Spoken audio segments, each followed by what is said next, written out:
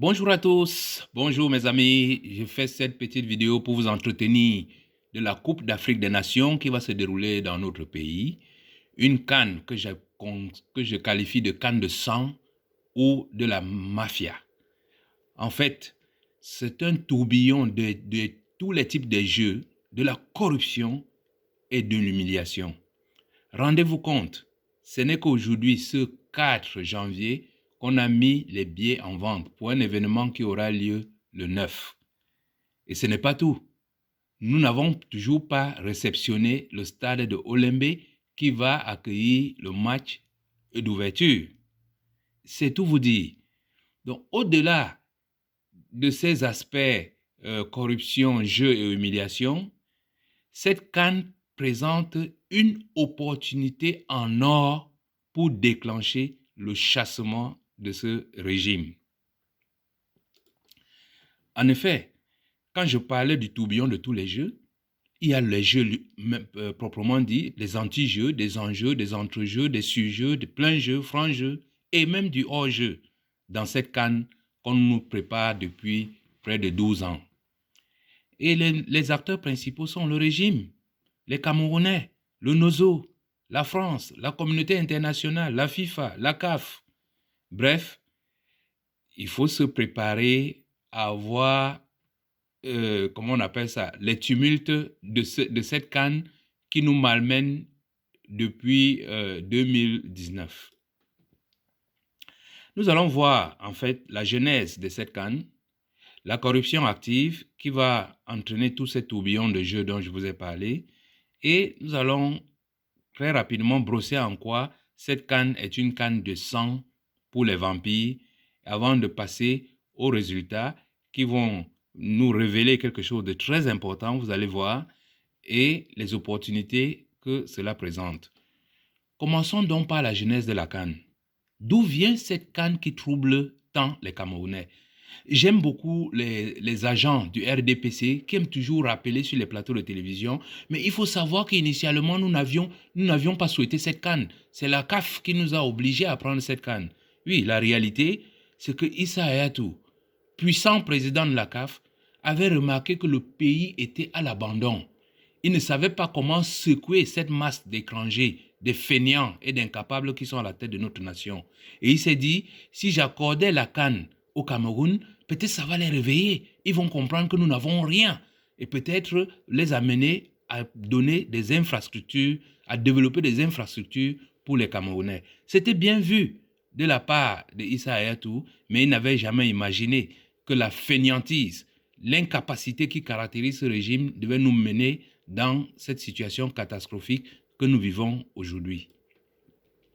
Mais évidemment, face à ces contre-performances, la corruption a pris place.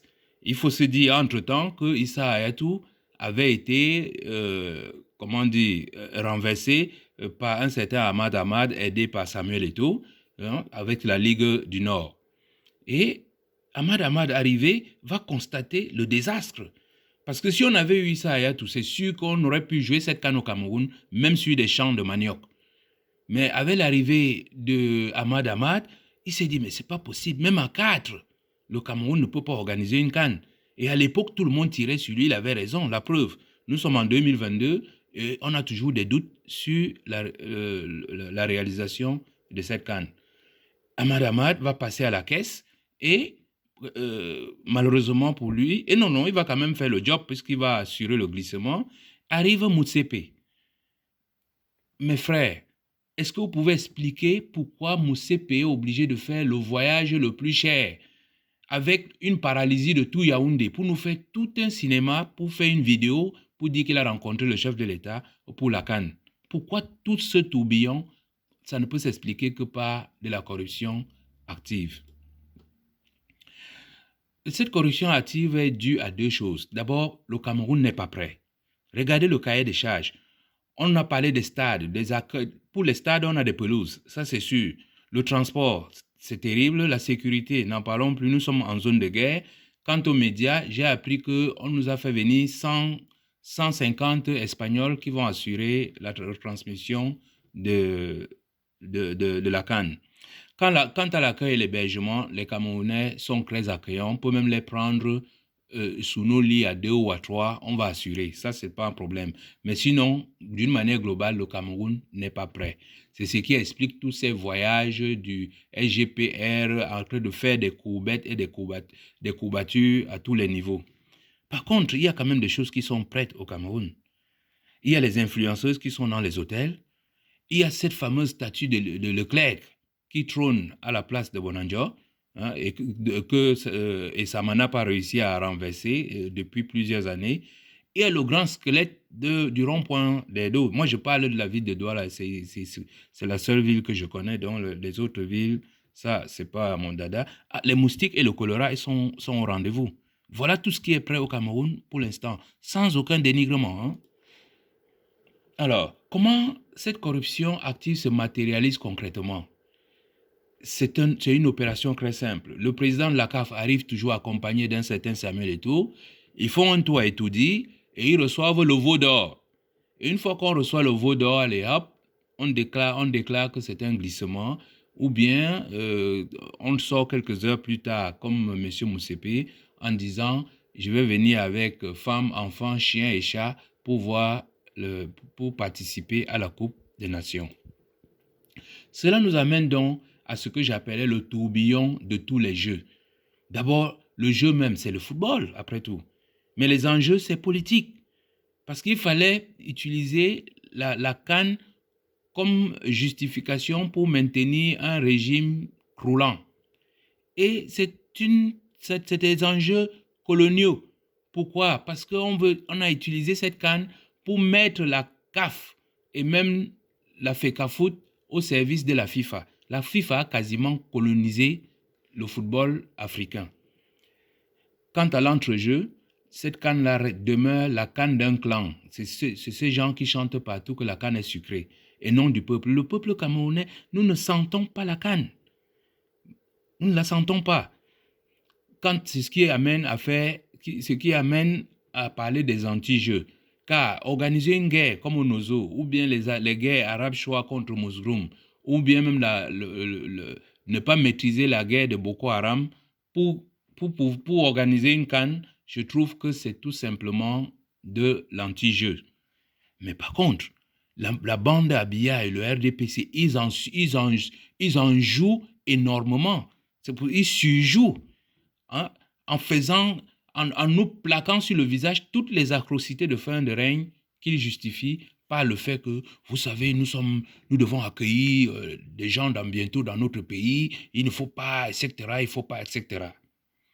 Le seul, dans cette histoire-là, le seul acteur qui joue plein jeu, c'est le peuple camerounais qui s'est sacrifié. On n'a pas de route, on n'a pas d'eau, on n'a pas d'électricité, mais on veut la canne. À côté de cela, Maurice Kamto, le MRC et tous ses sympathisants sont les seuls qui jouent franc jeu. Je vous assure, il est difficile d'imaginer que les gens se mettent à faire la fête alors qu'on enterre nos morts, alors que les maisons se brûlent à gauche, à droite, etc. Pendant ce temps, ce qui met le RDPC totalement hors jeu. Et son champion, mais Olembe est à 5 mètres de lui. Depuis 2012,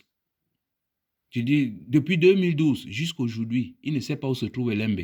Il connaît mieux Genève que Yaoundé. Donc, c'est vous dire que ce sont des gens qui sont hors jeu. En résumé, tous ces faux jeux, hors jeu et tout cela font de cette canne une canne des vampires. C'est ce que j'ai dit, une canne de sang. Le sang coule au Cameroun et la mort rampe dans ce pays. Regardez le massacre des Élévettes. Regardez les enfants de Garbou. Regardez les empoisonnements qu'il y a au Cameroun aujourd'hui. Regardez tous ces accidents qui tuent les Camerounais tous les jours. Pensez à tous ces incendies. On a au moins 2 ou 3 incendies par jour au Cameroun aujourd'hui. Et tout cela dans une ambiance de canne. Cette canne est une canne de sang. C'est une canne de vampires. Cela nous amène au résultat. Au soir du 6 février, quel qu'en soit le gagnant, il faut le savoir, il y aura toujours ce camp qui crie oh, la canne est sucrée, la canne est sucrée. Cette canne est amère. Elle ne peut être qu'amère. En attendant, ceux qui veulent y participer doivent prendre un cocktail de vaccins. Le vaccin contre le Covid-40, contre le Covid-19, contre le choléra, contre les poisons et contre les moustiques. Eh oui, mes chers amis, cette canne-là vaut de l'or. Ce n'est pas seulement 3 000 milliards, mais on risque notre vie avec cette canne. Quant à l'ambiance, c'est le deuil et la désolation.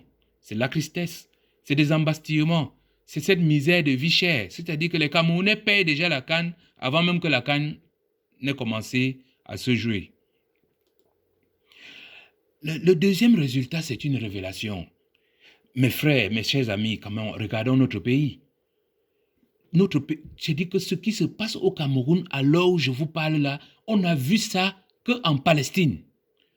On tue des bébés tous les jours, on tue des hommes, on torture les gens au quotidien, on déporte les gens, on vous arrête à Douala, on vous amène à Yaoundé, on vous arrête à Bafoussam, on vous amène à Yaoundé, on vous arrête à Garoua, on vous amène à Yaoundé. Mais on a l'impression qu'on est dans la bande de Gaza.